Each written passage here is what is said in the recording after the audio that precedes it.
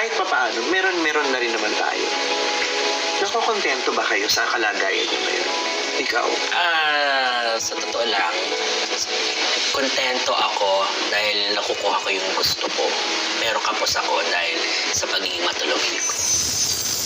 Yun ang totoo. Which is not good. Walang masamang tumulong. Lahat tayo dapat asamin din natin na at some point makatulong tayo. Pero unahin natin tulungan ang mga sarili natin. Inuuna ko yung sarili ko para maging maayos ako at pagkatapos nito, pag maayos na ako at mas kaya ko na, mas makakatulong ako.